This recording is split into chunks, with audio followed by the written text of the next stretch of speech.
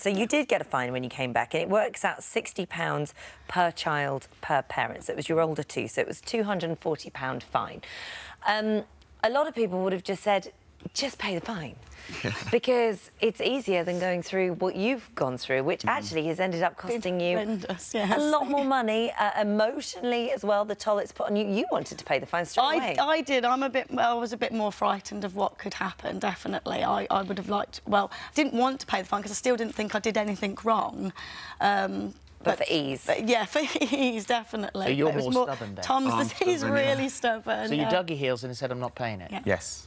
And then, of course, like a parking fine, when you don't pay it, it doubles. You don't pay it, it doubles. And then the court summons comes through the door. Yep. And you said you were terrified. I didn't even know the court summons had come. I was at work that day, Tom was at home, and it was hand-delivered to Tom. He obviously got the court summons, read it, went to see a solicitor again without letting me know because he knew how upset and worried I'd be. And then to say Tom took it forward from there. Well, knowing that it can then incur a much greater fine and possible imprisonment, were you prepared to go that far? When would you have stopped? I don't think once it got to that stage I could stop. I spoke to the solicitor. The recent John Platt case, obviously, that was in the back of my mind. And I just didn't think I'd done anything wrong. Well, John was here.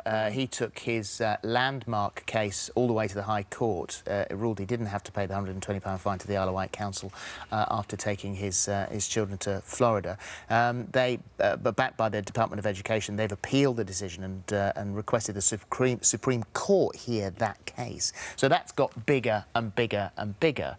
The thing is, of course, if you'd taken it that far and if you had been imprisoned, then you've got a criminal record. You wouldn't have been able to go back to America anyway. No, that's true. So before, luckily for you guys, it didn't go that far, and the case was dropped just before you were due to go into court. Right. So the question is, what would you like to see done now? How would you like there to be a change in the law? I think it just needs to be a bit more sensible. Yeah, just somebody there to look at the case by case and say that if your children are going to school regularly, then... The law's been in place since 1996 and it hasn't changed.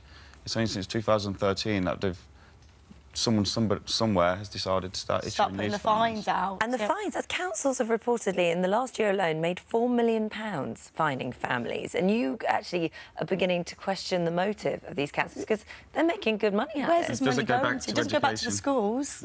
Why was it dropped? We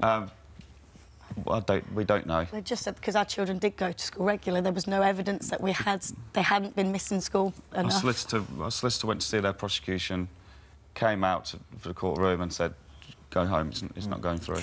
Well, the Department of Education say the rules are perfectly clear. Children should not be taken out of school without good reason. That's why we've tightened the rules and are supporting schools to use their powers to tackle unauthorised absence. The evidence shows that every extra day of school missed can affect a pupil's chances of achieving good GCSEs. A child who is absent also impacts teaching. Spoke to the school. They referred us to Northampton County Council, who said they can't comment on individual cases. So, the evidence, say the Department of Education, to our professor at the end here, the evidence shows that every day of extra school missed can affect a pupil's chances of achieving good GCSEs, which is in direct contravention to the study that you've just done.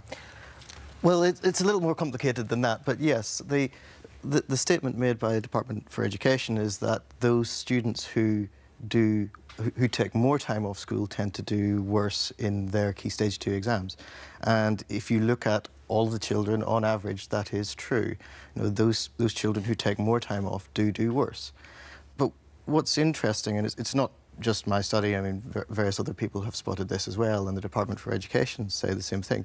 If you look at those children who've taken time off for agreed family holidays, where the head teacher has agreed that they may leave, then in fact in those cases they don't do any worse. They do equally well as those who don't take that time off.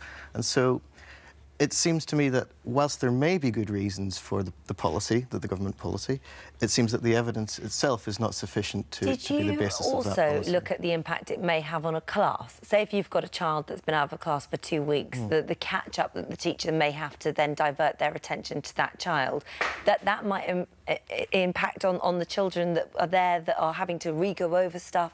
Did you take that into account? No, so there may be lots of other good reasons why the policy might be in place. It may be disruptive to the class, it may be difficult for the teacher, it may put an administrative burden on. But the evidence that the policy is based on, as far as the government statement is concerned at the moment, is the evidence of attainment at Key Stage 2. And that evidence in itself doesn't support the policy. So would you do it again? Yes. Yes, actually, yes, I would, yeah. And take it as far as you've gone? I just want... I don't know, it's so difficult. I just don't think I did anything wrong. That's why I don't understand what we've done wrong. It's not illegal to take children out of school. They're my children. It's illegal to not send them regularly, and we do send them regularly. Would you do it when they're older? No, we've said this. We've always said that we wouldn't do it when they went to secondary school. So what you're saying, then, essentially, is that this shouldn't be a great big net that gets everybody, that there should be an element of discretion? Yes, they should look at individual cases. You get that £60 fine, whether you take your child out for 1 day or 30 days. There's no cut-off. I just think it's nonsense. If you enjoyed that, there's more of the same right here. And make sure you subscribe so that you never miss the best moments from this morning.